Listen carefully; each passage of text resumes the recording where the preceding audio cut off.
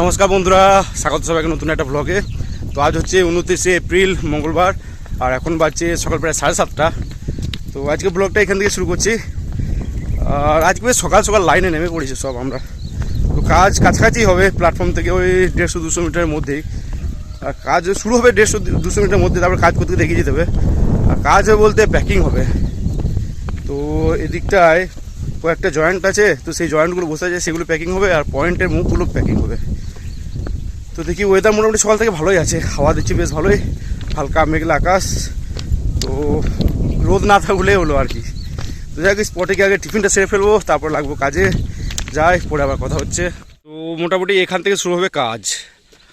আর এখানে বসে সব করছে টিফিন। এই যে এটা হচ্ছে স্যান্ড বাফার লাইন বলছে এটাকে। তো দেখি এখানে বসে টিফিন করে তারপরে কাজে লাগবো। প্রথমে তো ভেবেছিলাম যে রেল লাইনে বসেই টিফিনটা করব, কিন্তু রেল লাইনে বসেই টিফিন করতে অসুবিধা হতো আর কি। কারণ আজকে দোকান থেকে কিনেছিলাম পুরি, আর পুরীর সাথে ছিল ঘুগনি। তো বাড়ি থেকে আজকে মুড়ি আনিনি। তো যাই হোক, ট্রলি কাটারে বসেই টিফিনটা করলাম। তো টিফিন করার পর সবাই মিলে লেগে পড়লাম কাজে।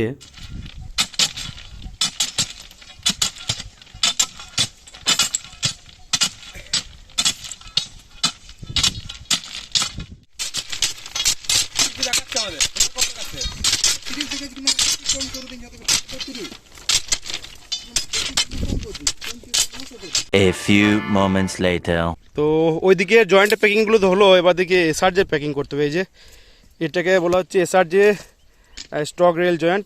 তো এখানে যে চওড়া স্লিপারগুলো রয়েছে, এমনিতে তো স্লিপার সরু হয়, এই যে সরু হয়, কিন্তু পয়েন্ট ক্রসিংয়ের স্লিপার কিন্তু এরকম চওড়া হয় অনেকটাই। তো মোটামুটি এখানে চওড়া স্লিপার, এখান থেকে একদম পয়েন্ট বক্স অবধি যতগুলো আছে সেগুলো প্যাকিং করতে হবে। আর খোলাখুলি হবে না আর কি, বেলার সরিয়ে প্যাকিং হবে, উঠানো বা দাব দেওয়ার ব্যাপার নেই এখানে। তো মোটামুটি ভালোভাবে প্যাকিংটা করতে হবে দেখি এখানে। তো এরকম মোটামুটি মেন লাইনে 4টা আছে, তো 4 জায়গাতে প্যাকিং করতে হবে।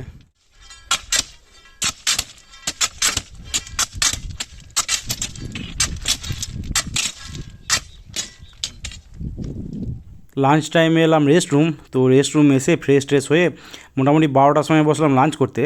আর আজকে লাঞ্চে ভাতের সাথে ছিল ডাল, আম ডাল ছিল এদিকে, আর এদিকে ছিল কুমড়ো আলু আর ডাটার একটা তরকারি, আর ছিল মাছের ঝোল। তো মাছ বলতে এদিকে এটা তেলাপিয়া ছিল, আর এদিকে বাটা মাছও ছিল। তো 2 ধরনেরই ছিল, তো আমি তেলাপিয়াই নিয়েছিলাম। তো যাই হোক, আজকেও রান্না করেছিল মিলনদা, আর আজকে মিল পড়লো 40 টাকা মতো। তো সবাই মিলে খাওয়া দাওয়া করে কিছুক্ষণ রেস্ট করলাম, তারপরে আবার নেমে পড়লাম লাইনে। 2000 years later. ডিউটি থেকে বাড়ি ফেরার সময় বাস স্ট্যান্ডে নেমেই প্রথমে গেলাম ঘুগনির দোকানে। তো বাস স্ট্যান্ডের কাছে একটা ঘুগনির দোকান আছে, বেশ ভালো ঘুগনি বানায় এখানে। তো সেখান থেকে ঘুগনি নিলাম, আর তারপরে গেলাম পুষ্পাঞ্জলিতে। তো পুষ্পাঞ্জলি থেকে নিলাম চপ। তো এই পুষ্পাঞ্জলিতে তেলে ভাজাটা বেশ ভালোই, যদিও বা চপের দাম এখানে 6 টাকা করে নেয়। তো খেতে কিন্তু বেশ ভালোই চপটা। তো যাই হোক, চপ ঘুগনি কেনার পর এলাম বাড়ি। তো বাড়ি এসে স্নান টান সেরে ফ্রেশ হয়ে তারপরে বসলাম মুড়ি খেতে। তো মুড়িতে ওই চপ ঘুগনি নিলাম। তো মেনলি চপ ঘুগনিও সকাল থেকে খেতেই ভালো লাগে। তো যাই হোক, আজকে মুড়ি খাওয়া হয়নি টিফিনে, তো ভাবলাম সন্ধ্যের সময় মুড়িটা খাই। তো খাওয়া দাওয়া করে নিচেতেই শুয়েছিলাম, আইপিএল দেখছিলাম। তো উঠলাম মোটামুটি 10টার সময় ডিনার করার জন্য। আর আজকে ডিনারে ভাতের সাথে ছিল কাঁচা পেঁয়াজ দিয়ে আলু সানা, এদিকে পটল আলু ভাজা ছিল, এদিকে ছিল চিকেন কষা কয়েক পিস ছিল, আর ছিল ডাল, আর এদিকে ছিল পাটের শাক। তো এই ছিল আজকে ডিনার। তো ডিনার করার পর কিছুক্ষণ আইপিএল দেখলাম, তারপরে ঘুমিয়ে পড়লাম।